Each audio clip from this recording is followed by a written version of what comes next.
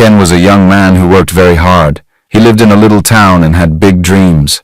He had a wife named Linda, and they wanted a happy life in a nice house with kids.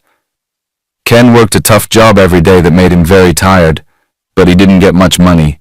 Their little house was not very nice, and they wished they had more. Soon, Linda stopped smiling. She was sad because they were poor. She saw rich people with nice cars and big houses and wanted those things too. "Why can't we have nice things?" she would ask Ken, which made him feel very sad. One day Ken came home from work, and the house was very quiet. Linda was gone.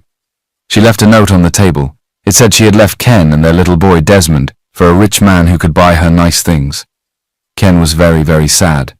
His heart was broken. Now he had to take care of Desmond all by himself. People in the town talked about them. Some felt sorry for Ken, but others said mean things. Even though Ken was sad, he looked at his son, Desmond, and knew he had to be strong. Desmond was the most important thing to him. Ken worked many hard jobs to make money for them. He was always tired, but he did it all for Desmond. As time went on, Ken stayed strong. He was a good and kind man. Some ladies liked him, but they didn't want to be with him because he had a son. They said, "You love your son too much." This made Ken feel lonely. Ken felt very alone sometimes. He wished he had someone to talk to, but he knew his most important job was to take care of Desmond. So he kept working hard and saved his money. He started his own little business fixing things for people. It was enough to buy food and clothes for Desmond. Every night he would watch his son sleep and whisper, "I will always take care of you. I promise you will have a good life." Ken's days were often busy with work and caring for his son. At 10 years old, Desmond was a bright and curious boy. He loved school and always came home eager to tell his father about his day. Their small house was often filled with his laughter, and Ken felt a deep sense of pride watching his son grow. One sunny afternoon, as Ken prepared a simple lunch, Desmond returned from school with a thoughtful look on his face. He hesitated for a moment before sitting down at the small wooden table. "Papa," he began, his voice soft. "Yes, my son? How was school today?" Ken replied, his back turned as he washed some dishes. "Papa, do I have a mother?" Ken froze. He felt the plate in his hand tremble slightly. In all these years, Desmond had never asked about his mother. He had hoped he might never ask, but here it was, the question he had dreaded. He turned slowly to face him.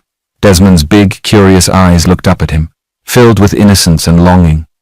He pulled a chair and sat beside him, placing a hand gently on his. "You do have a mother, Desmond," he began. "But she isn't with us. She left a long time ago when you were very little." "Why did she leave us?" Desmond asked.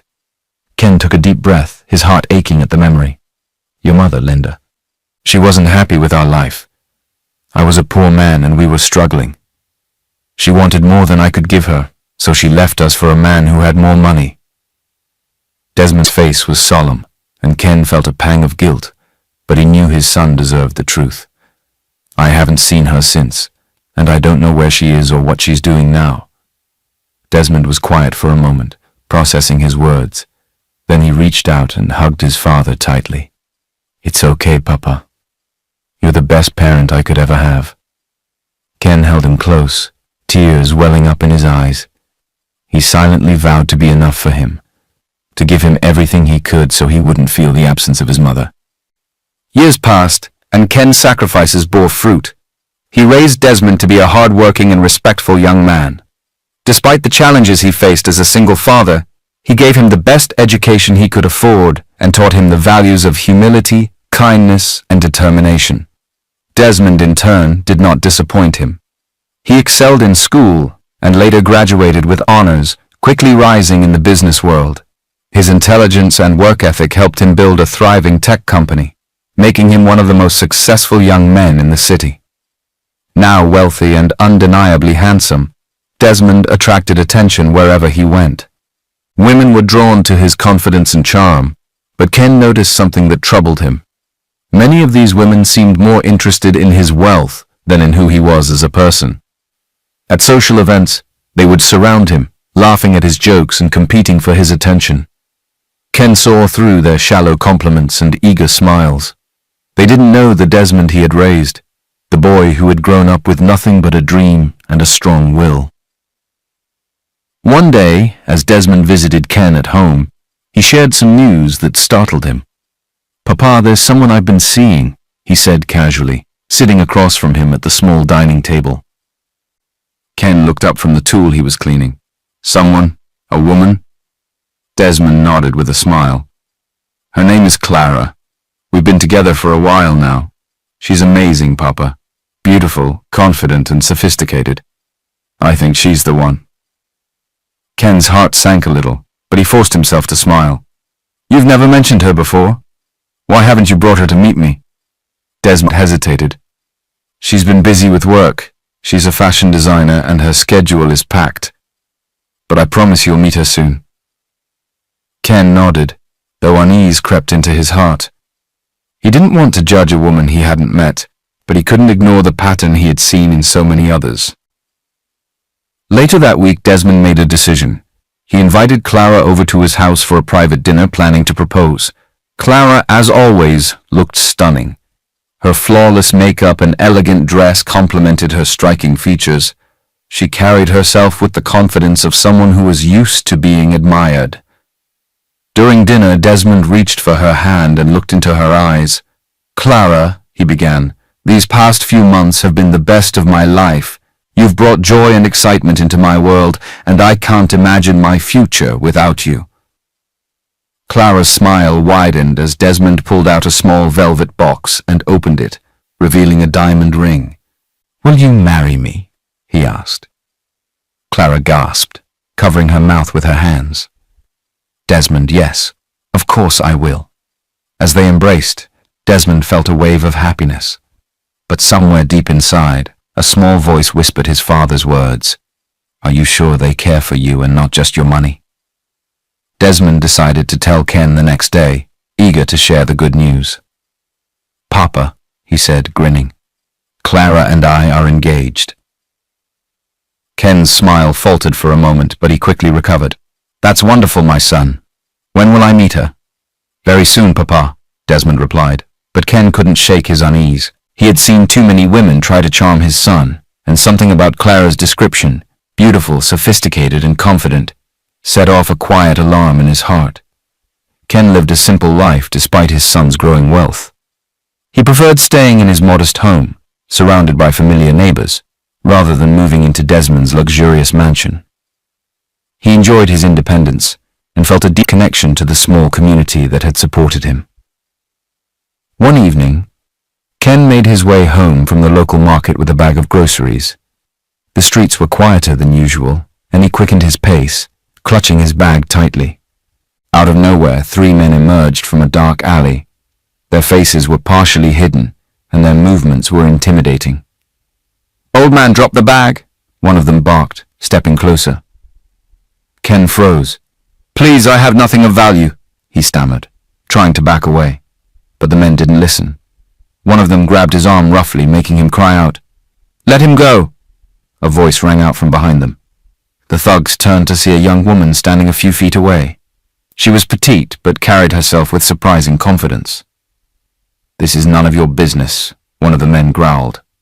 The young woman didn't budge. "You heard me. Let him go or I'll call the police," she said, holding up her phone. The men hesitated for a moment before deciding it wasn't worth the trouble. They released Ken and disappeared into the shadows. Ken, still trembling, turned to the young woman. "Thank you, my dear. I don't know what I would have done if you hadn't stepped in." "It's nothing, sir," the woman replied with a warm smile. "Are you okay? Do you live nearby?" Ken nodded. "Yes, I live just a few streets away. My name is Ken." "I'm Anita," the woman said. "Let me walk you home, just to be safe." Ken was struck by Anita's kindness and humility. She didn't just help him, she stayed by his side until they reached his house. After thanking Anita profusely, Ken couldn't stop thinking about her. Who was this young woman who had risked herself to help a stranger? The next day, Ken casually mentioned the encounter to his neighbor, who often knew everyone in the area. "That's Anita," the neighbor said. "She's a secretary at some big company. A very sweet girl, always helping people around here." Ken's curiosity deepened. He decided to do some discreet investigating. Asking a few more questions, he discovered that Anita worked as a secretary in none other than Desmond's company. The revelation surprised him. Could it be fate? The more he learned about Anita, the more impressed he became. Anita came from a humble family and had worked hard to get where she was. Despite her struggles, she was known for her kindness and generosity. Ken sat in his small living room that evening, reflecting on the encounter. She didn't know who I was, Ken thought to himself. She helped me without expecting anything in return. That's rare. He made a mental note to observe Anita further. There was something about her that gave Ken hope. Hope that perhaps not everyone in Desmond's life was motivated by money or appearances. Anita arrived at work early every morning, ready to tackle the day's challenges with her usual quiet determination. As Desmond's secretary, she handled his demanding schedule with ease and ensured the office ran smoothly. She was efficient, respectful, and always professional. To Desmond, Anita was indispensable, a key part of his company's success. He admired her dedication and work ethic but never saw her as more than an excellent employee. What Desmond didn't know was that Anita had secretly admired him for years. She was drawn to his intelligence, charm, and the kindness he showed to those around him. But she kept her feelings buried, convinced that someone like him, wealthy, successful, and surrounded by glamorous women, would never notice someone like her. He's out of my league, Anita often told herself, pushing aside the pangs of longing that surfaced whenever Desmond smiled at her or thanked her for a job well done. Meanwhile, Ken couldn't stop thinking about Anita. He wanted Desmond to see what he saw in the young woman: humility, strength, and a kind heart. One evening he brought up Anita during their usual dinner conversation. Desmond, he began as they sat in the dining room of his luxurious home. There's something I want to tell you. What is it, Papa? Desmond asked, looking up from his plate. Ken hesitated for a moment before continuing. Do you remember the other day when I told you I was attacked by some thugs near the market? Desmond's expression darkened. Yes. I still can't believe something like that happened. Are you sure you're okay now? I'm fine, Ken assured him. But what I didn't tell you is that a young woman saved me that day. Her name is Anita, and she works at your company, as your secretary. Desmond raised an eyebrow. Anita, she saved you? Ken nodded, a smile forming on his lips. She didn't know who I was, but she stepped in without hesitation. She was brave, kind, and didn't expect anything in return. It made me think, I wish Clara had a heart like hers. Desmond leaned back in his chair, considering his father's words. Anita is a good person, he admitted. She's hard-working and humble. I rely on her a lot at the office, but... But what? Ken pressed. Desmond shrugged. I know what you are driving at, Papa, but I've never thought about her in that way. She's... simple. I mean, I respect her, but I'm usually more attracted to women who are sophisticated, like Clara. Ken's smile faltered slightly, but he didn't let his disappointment show. Sophistication is nice, Desmond, he said gently, but it's not what makes a good wife.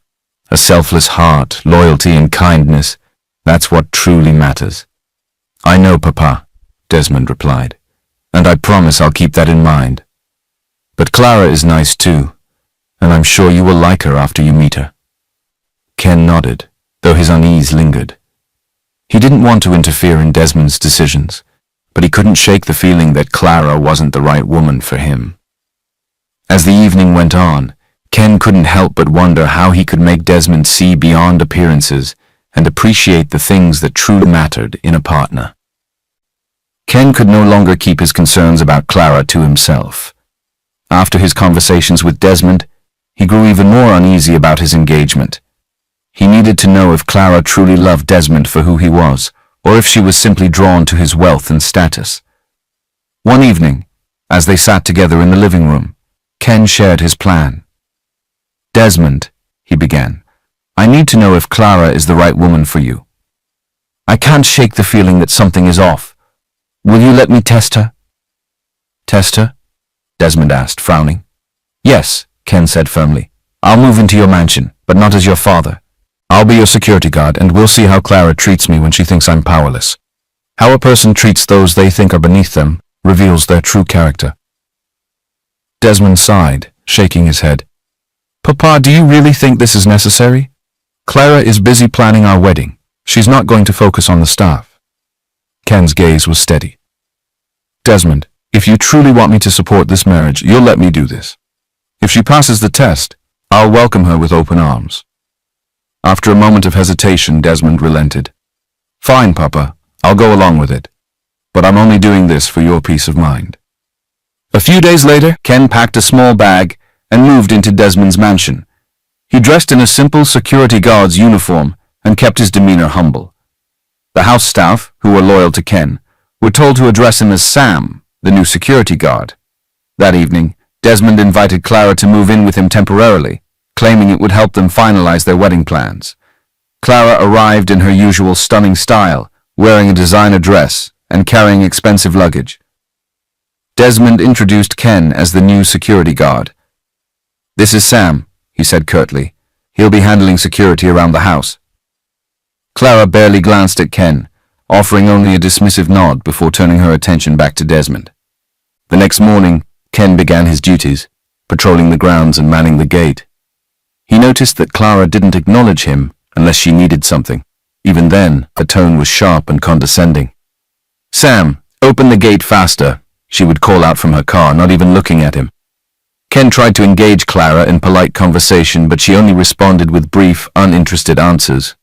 One evening, Desmond decided to escalate the test. As Ken stood by the dining room, Desmond deliberately raised his voice, shouting at him for no reason. Sam, why did you let that delivery driver wait so long at the gate?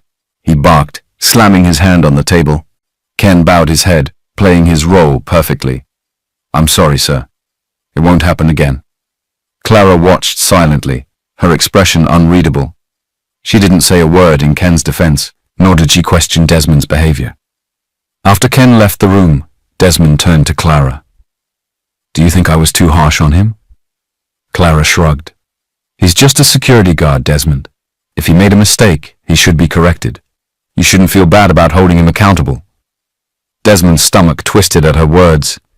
He had hoped Clara would speak up or show some compassion, but instead, she dismissed Ken as if he didn't matter. Later that night, Ken sat in his small security booth, reflecting on the day's events. His heart felt heavy, but he wasn't surprised by Clara's behavior. When Desmond came to check on him, he looked up with sad eyes. You see what I mean now?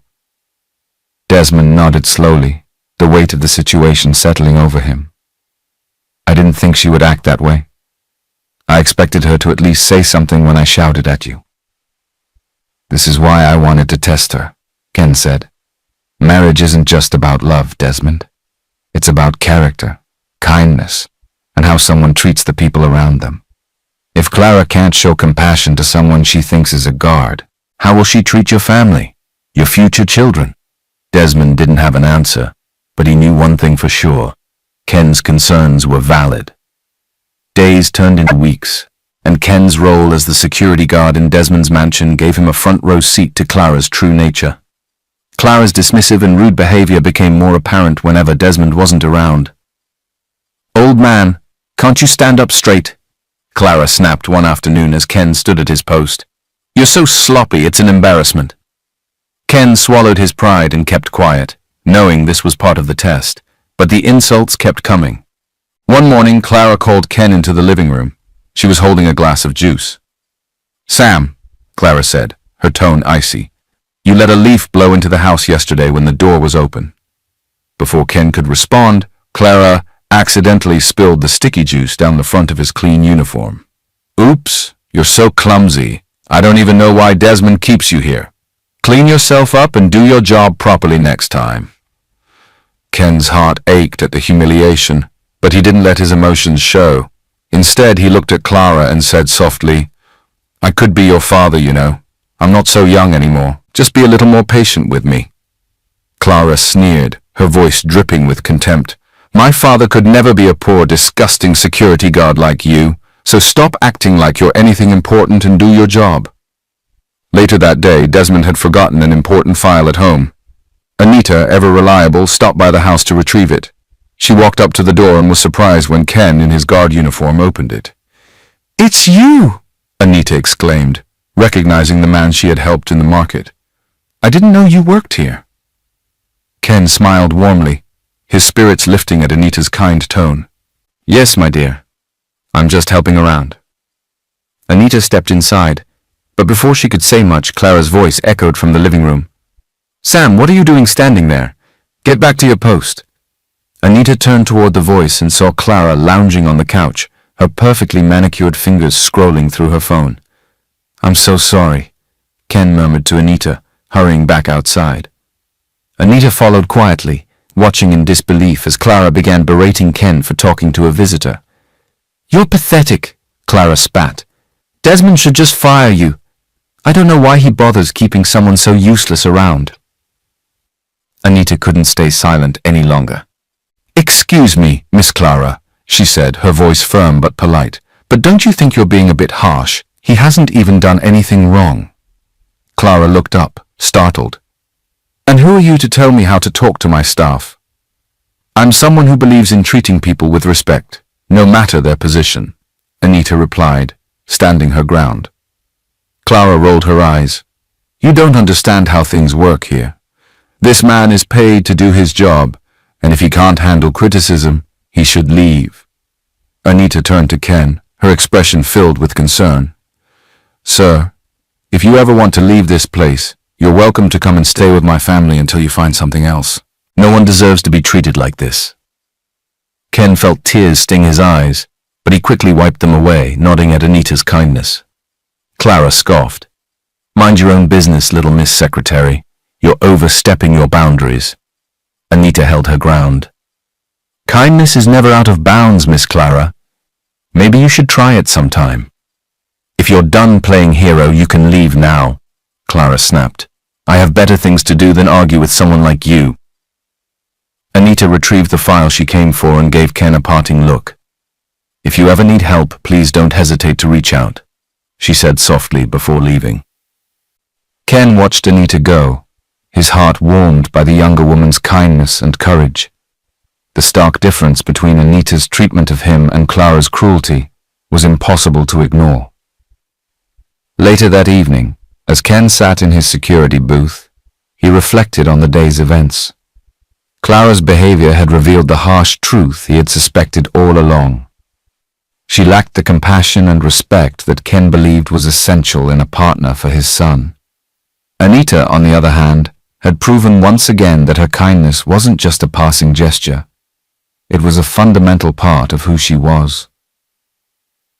It was a quiet afternoon in the mansion.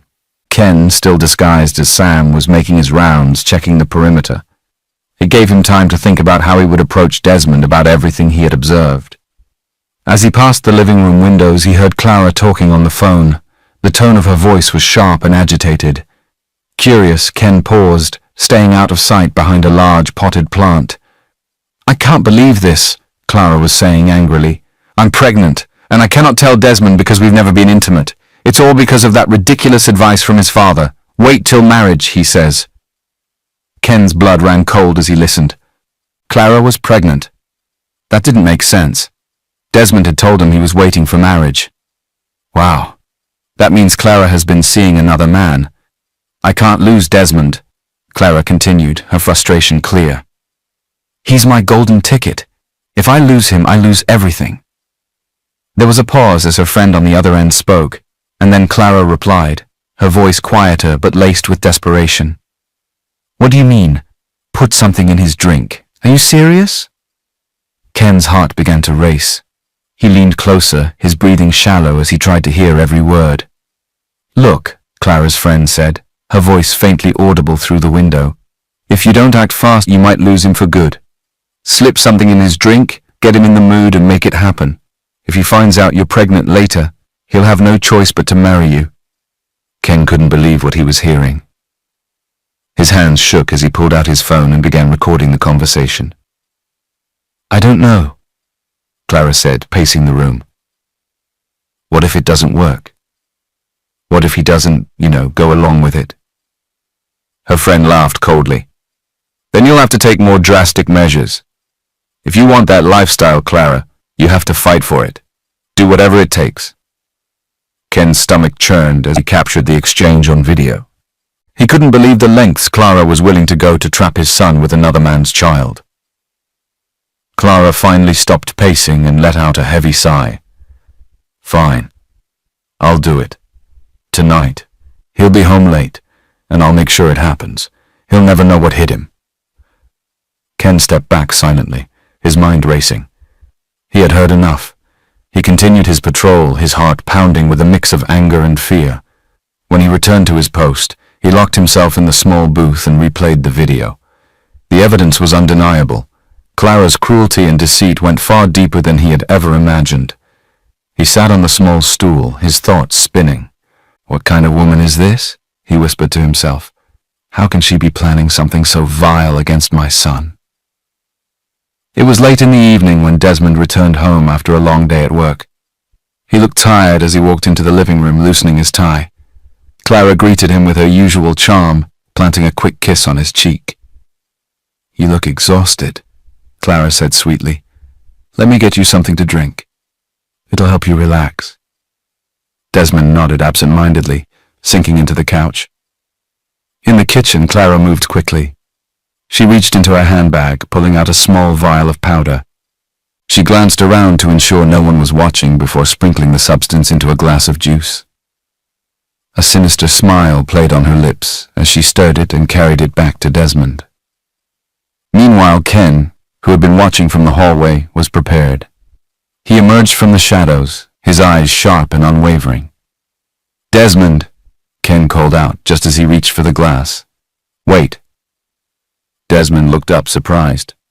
Sam? What's wrong? You can't drink that, Ken said firmly, stepping into the room. Clara's face twisted with irritation. What are you doing, Sam? This is none of your business. It is my business, Ken shot back, his voice steady, because I know what you put in that glass. Desmond's brows furrowed. What is she talking about, Clara? Clara laughed nervously, waving her hand dismissively. This old man is crazy, Desmond. You need to get rid of him. He's been nothing but trouble since the day he got here. But Ken wasn't backing down. Desmond, I've tolerated enough insults for the sake of the test, but I can't stay silent any longer. I know exactly who Clara is and what she's been plotting. Desmond, Clara interrupted, her voice shrill. Kick him out of this house right now. He's accusing me of nonsense. Desmond held up a hand, silencing her. Sam, he said, his tone cautious. What are you talking about? Ken straightened, his gaze unwavering. Desmond, it's time she knows the truth. The room fell silent. Clara's jaw dropped, and her face turned pale. What truth? She exclaimed, her voice shaking. Desmond stared at Ken, stunned. Clara, this is Ken, my father, and this was all a test. Yes, Ken admitted. I needed to know the kind of person you truly are. And now, I have proof. He pulled out his phone and played the video he had recorded earlier. The room filled with Clara's voice as she told her friend about her pregnancy, her plan to drug Desmond, and her desperation to secure his wealth. Desmond's face darkened as the video played. Clara stood frozen, her mouth opening and closing like a fish out of water. Desmond, she stammered. It's not what it looks like. I was just joking with my friend. You know how women talk sometimes. Desmond's voice was cold as ice. Joking? You called drugging me and stealing my wealth a joke. Clara moved closer to him, and tears filled her eyes. Please, Desmond, I love you. I only did this because I was scared of losing you. Ken stepped forward, his voice firm. Love doesn't involve manipulation and lies, Clara. You've shown your true colors and they're nothing but greed and selfishness. Desmond looked at Clara, his disappointment clear. I trusted you. I thought you loved me for who I am, not for what I have. But now I see I was wrong. Clara fell to her knees, sobbing. Please, Desmond, don't do this. I can change. I'll be better. But Desmond shook his head. It's too late, Clara. Pack your things and leave. Moments later, Clara was escorted out of the house by security, her tears doing nothing to sway Desmond. Ken stood by his son's side, his heart heavy but relieved that the truth had come to light. As the door slammed shut behind Clara, Desmond turned to Ken. "Papa," he said quietly, "I can't believe what you've done for me." "I don't know what I would have done if you hadn't stepped in." Ken smiled, placing a hand on his shoulder. "I only want what's best for you, my son. You deserve someone who will love you for who you are, not for what you can give them." Desmond nodded, his respect for his father growing even deeper. The weeks following Clara's betrayal were difficult for Desmond. The sting of her deceit left him questioning his judgment and his ability to trust others. Ken stayed close by, offering his support and reminding him that not everyone in his life had bad intentions. "Papa," Desmond said one evening as they sat in the garden, "how do I know someone loves me for who I am and not for what I have?" Clara said all the right things, but look how that ended. Ken smiled gently, his hands resting on his. "Desmond, trust takes time, and not everyone is like Clara. Sometimes the right person is already in your life. You just need to see them for who they are." Desmond thought about his words, and one name came to mind: Anita. He remembered her quiet kindness, her humility, and how she had always treated everyone with respect. "Anita," he murmured. "Yes," Ken said, his eyes lighting up. "I see the way she carries herself with grace and sincerity. I've seen it since the day she saved me in the market. You should give her a chance." "But what if I'm wrong again?" Desmond hesitated. "What if she's just better at hiding it?" Ken shook his head. "If you really want to know someone's intentions, test them the right way. See how they react when the wealth and luxury are gone." That night, Desmond made up his mind. He wanted to pursue a relationship with Anita but needed to be certain of her motives. The next day he approached Anita at her desk. "Anita," he began, his voice calm but serious, "I've been thinking a lot about us. I'd like to spend more time with you outside of work. Would you be willing to go out with me?" Anita looked up, surprised. Her cheeks flushed and she smiled shyly. "Of course, Desmond. Mr. Desmond. I'd love to." "Call me Desmond," he said with a smile. Their relationship began slowly. Anita's warmth and sincerity helped Desmond heal from the pain Clara had caused. She never asked for expensive gifts or extravagant dates, and her humility only deepened his admiration for her. But a lingering doubt still gnawed at Desmond.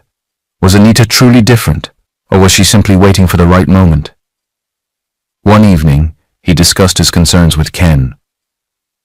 "Papa, I want to trust her, but I need to know for sure." Ken, ever supportive, encouraged him. "If you need proof, then test her. But remember, Anita has shown nothing but kindness, even when she didn't know who we were. Keep that in mind." The following week, Desmond set his plan in motion. He spread rumors among his employees and close associates that his company had collapsed. He sent out an official email stating that due to bad investments, the business had gone bankrupt, and that all staff, including Anita, were being relieved of their duties. He even claimed that his private savings had been drained trying to keep the company afloat. "I've lost everything," he told them. When Desmond broke the news to Anita personally and told her he had to move to a smaller apartment as the bank had seized his mansion, her reaction was a mixture of concern and sadness. "I'm so sorry, Desmond," she said softly. "This must be so hard for you." "It is," he replied, his voice heavy with feigned despair. "I don't know how I'll manage now. I don't even have a job for you anymore." Anita reached out and touched his hand. "Don't worry about me. I'll find another job, but if you need help, please let me know.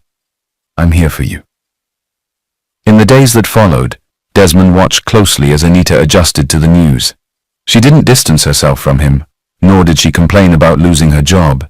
Instead, she focused on supporting him, bringing him homemade meals, and offering words of encouragement. One evening, she showed up at his small apartment with a bag of groceries. "Anita," Desmond said, surprised. "What's this?" "I thought you might need a little help," she said with a smile. "I know things are tough right now, but you'll get through this." Desmond's heart swelled with emotion. Despite thinking he had lost everything, Anita's actions were driven by care and loyalty. Later that evening, Desmond went and told his father everything. "I told you she was different," Ken said with a big smile. Desmond nodded, his doubts beginning to fade. "She's amazing, Papa. I've never met anyone like her." As Desmond's carefully crafted rumor of bankruptcy spread, he watched how the people in his life reacted to his supposed downfall. To his dismay, most of his associates distanced themselves almost immediately. The calls and invitations that had once flooded his days came to an abrupt halt. The most painful betrayal came from his closest friend, David. David had been by Desmond's side since his business began, always claiming to have Desmond's best interests at heart. But as soon as the news of Desmond's financial ruin broke, David stopped answering his calls. One evening, Desmond finally managed to reach David. "David, I need your advice," Desmond said, feigning desperation. "Things are falling apart and I don't know where to start rebuilding." David hesitated on the other end of the line. "Desmond, I'm sorry, but I don't think I can help. I've got my own issues to deal with right now. Maybe it's best if we keep some distance for a while." The call ended abruptly, leaving Desmond staring at his phone in disbelief. Days turned into weeks, and Desmond felt the isolation creeping in. But amidst the loneliness, there was one person who hadn't abandoned him: Anita. Anita continued to visit Desmond regularly, bringing him meals and words of encouragement. She even suggested ways he could rebuild his business, offering practical ideas. One evening, as they sat together in the living room, Desmond turned to Anita, his voice heavy with emotion. "Anita, why are you still here? Everyone else has left. Even David, someone I considered a brother, has turned his back on me. Why haven't you? You know I have nothing to offer." Anita hesitated, her cheeks flushing. She looked down at her hands, then back up at him, her eyes filled with sincerity. "Desmond," she began softly, "I've loved you since the first day I saw you. Not because of your wealth or your success, but because of who you are. The way you treat people, your kindness, your determination. It inspired me from the very start." Desmond was taken aback. "You loved me all this time?" Anita nodded. "I never said anything because I thought I wasn't good enough for you. You're surrounded by beautiful, accomplished women. What could someone like me offer you?" Desmond reached out and took her hand, his voice filled with gratitude. "You've already given me more than I could ask for, Anita. Your kindness and loyalty mean everything to me. While others ran away, you stayed." Tears filled Anita's eyes and she smiled shyly. "I'll always stay, Desmond. I don't care about the money or the status. I care about you." With that, Desmond pulled her close, and they shared a passionate kiss. Desmond couldn't keep the truth from Anita any longer. Her loyalty and unwavering support had proven her love beyond any doubt, and it was time to come clean. That evening, as they sat together in the living room, he looked at her with a seriousness that made her heart skip a beat. "Anita," he began, his voice low and steady. "There's something I need to tell you. I haven't been completely honest with you." Anita frowned slightly, concern flickering in her eyes. "What is it, Desmond? Is something wrong?" He sighed deeply, running a hand through his hair. "The rumors about my company's collapse, about me losing everything, they aren't true. I faked it." Anita's eyes widened in shock. "What? Why would you do that?" Desmond took her hands in his gaze filled with regret. "After what happened with Clara, I couldn't trust anyone. I needed to know if you loved me for who I am or if you were like the others, only here for my wealth." Anita pulled her hands away, standing up as she processed his words. Hurt flashed across her face. "You tested me. You lied to me about everything just to see how I'd react?" "Yes," Desmond admitted, standing as well. "And I'm so sorry, Anita. It wasn't fair to you, and I hate that I doubted you. But through it all, you stayed by my side. You proved to me that your love is real." Anita turned away, her arms crossed as tears filled her eyes. She had been so vulnerable, pouring her heart out to him, and now she felt exposed. After a moment, she turned back to him. "I understand your fears, Desmond," she said softly. "You've been hurt before, and you needed to protect yourself. but it still hurts to know that you didn't trust me. Desmond stepped closer, his voice filled with emotion. I know I don't deserve your forgiveness, but I'm asking for it anyway. You've shown me what real love looks like, and I'll spend the rest of my life making it up to you, if you'll let me. Anita looked into his eyes and saw the sincerity there. Slowly, she nodded. I forgive you, Desmond, but don't ever test me like that again. Never, Desmond promised, pulling her into a tight embrace. Later that evening, Desmond led Anita to the kitchen, where Ken was waiting with a warm smile. Papa, Desmond began, I'd like you to officially meet Anita. Anita, this is my father, Ken. Anita's jaw dropped in surprise. You're his father, but I thought you were Sam. Ken laughed, stepping forward to take Anita's hands. Yes, I was Sam, but it was all part of the plan to test Clara, and in the process I got to know you, a kind, humble and selfless woman who saved me without even knowing who I was. Anita blushed, still processing the revelation. I don't know what to say. Say you'll stay, Ken said warmly. You're exactly the kind of person I've prayed for Desmond to find. What are you waiting for, my son? Desmond smiled, reaching into his pocket. You're right, Papa. There's no point in waiting any longer. He turned to Anita, his heart pounding with emotion, and got down on one knee. Anita gasped, her hands flying to her mouth as tears filled her eyes. Anita, Desmond said, holding out a beautiful ring. You've shown me the meaning of true love. You've been my light in the darkest times. Will you do me the honor of being my wife? Tears streamed down Anita's face as she nodded. Yes, Desmond. Yes. Desmond slipped the ring onto her finger and they embraced as Ken clapped her hands joyfully. This is the happiest day of my life, Ken said. As the three of them stood together, they knew they were starting not just a new chapter, but a beautiful story built on love, trust, and family. The weeks following Desmond's proposal were filled with joy and excitement. With Anita by his side, Desmond returned to his business, more determined than ever to grow his company. The fake rumors of bankruptcy had not only exposed those who were disloyal, but also reaffirmed the importance of genuine relationships. Desmond reinstated the staff members who had shown loyalty during the trial, and made a point to personally thank and reward those who stood by him.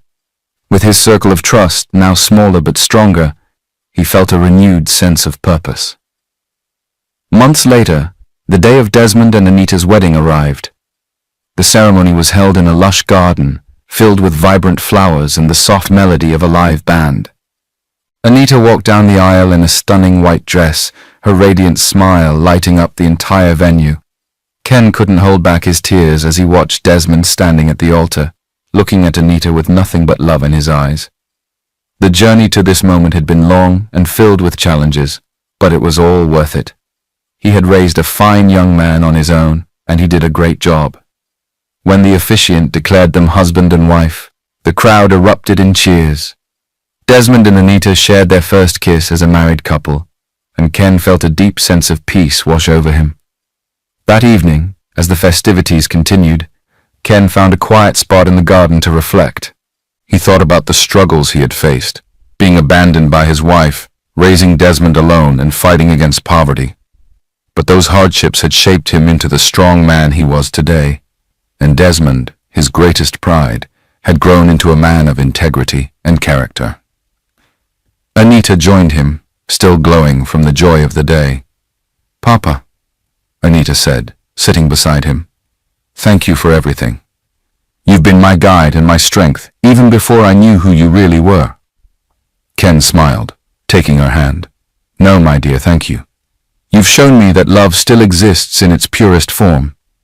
You've given my son something I always prayed for, a partner who loves him for who he is. Desmond walked over to join them, wrapping an arm around his father and his new bride. Papa, he said, I couldn't have done any of this without you. Ken laughed softly, leaning into his son. My work is done now, Desmond. It's your turn to build a life full of love and happiness. As the night drew to a close, Ken looked up at the star-filled sky, feeling a profound sense of fulfillment. His son had found true love, and his journey had come full circle. He had fought for Desmond, guided him and protected him, and now he could rest easy, knowing he was in good hands.